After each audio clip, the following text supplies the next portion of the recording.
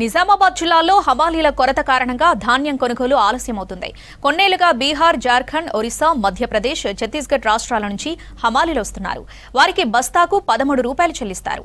ఈ సంవత్సరం సొసైటీ సీఈఓలు, అధికారుల కక్కుర్తి కారణంగా హమాలీలు అందుబాటులో లేరు. రైతుల నుంచి బస్తాకు 18 రూపాయలు తీసుకుంటున్న సొసైటీ వారు హమాలీలకు 13 రూపాయలు మాత్రమే ఇస్తూ ఉండటంతో హమాలీలు పనిచేయడం లేదు. ధాన్యం కొనుగోలుపై రజనీకాంత్ మరింత సమాచారం అందిస్తారు.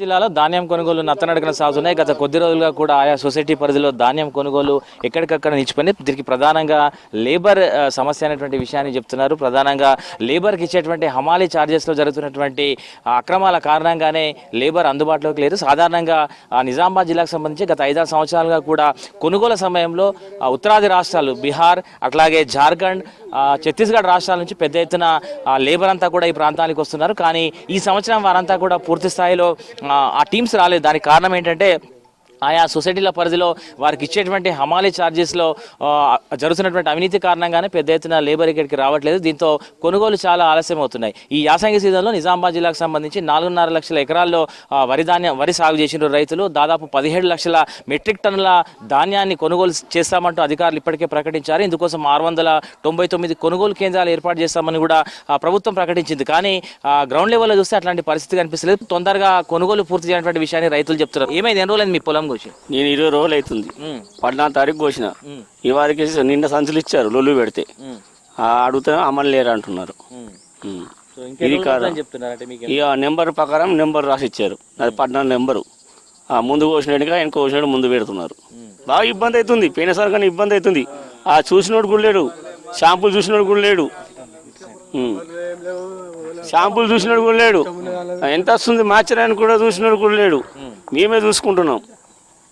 కుప్ప పోసి ఇప్పుడు 20 రోజులు అవుతుంది. నిన్న లొల్లు పెడితే సంచులు ఇచ్చాడు అందరికి. ఎందుకు ఆలస్యం అవుతుంది కొనుగోలు? ఇక్కడ అసలు అమ్మాలి లేరు, మెయిన్ అమ్మాలి లేరు ఇక్కడ. వాళ్ళ ఎక్కడ రైతులు ఎక్కడ అడ్లు పోసుకుని అక్కడనే ఉంటున్నాయి.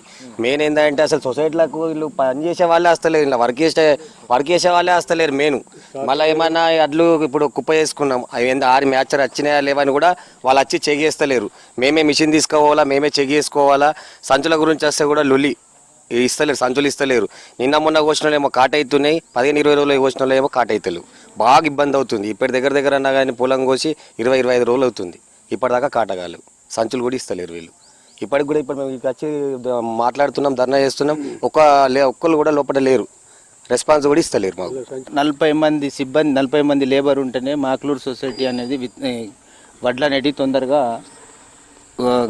అమాలి జరుగుతుండే. ఇప్పుడు 9 మంది ఉండడం వల్ల ఏమైపోతుందంటే రైతులు కొట్లాట జరుగుతుంది. ఎందుకంటే ఇప్పుడు ఒక రైతును చూసి ఒక రైతును చూసుకొని వెళ్ళిపోవడమే తప్ప కొట్లాడుకుంటే పని ఆగిపోతుంది అన్న ఉద్దేశం ఉంది. అన్న మొత్తం మీద మేనేజ్మెంట్ ప్రాబ్లం ಇಲ್ಲ. ఇప్పుడు ఈ ఫెరోజ్ ఖాన్ కానీ రతన్ కానీ, కార్యదర్శి రతన్ కానీ ఎవరే ఉన్నా కూడా ఇప్పుడు ఇక్కడ సిబ్బంది ఉన్నదో ఎవరైతే ఒక్కరోజు కూడా రెస్పాన్స్ ఉండదు.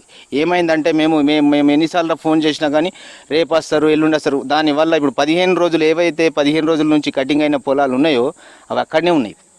ఏవో పాపం జనాలు ఇక పక్కకున్నోళ్ళు పెట్టుకుంటున్నారు తప్ప వేరేది ఏం లేదు. 9 మంది 40 మంది ఉన్న లేబరు 9 మందితో ఎన్ని రోజులని జరుపుతారు? ఇప్పుడు సహజంగా ఏంటంటే ఇప్పుడు ఈ సంవత్సరం వర్షం పడలేదు. వర్షం పడితే మొత్తం ఇంకా రైతులు రోజు ఒక రకంగా కొట్లాడుకున్నారు. ఇంకేమైతుండను ఎవరికి తెలియకొచ్చింది. ఎందుకంటే మొన్న గత వారం రోజుల కింద గలుపు దుమ్మడం చేస్తేనే రైతులందరూ ఆగమాగం అయిపోయారు.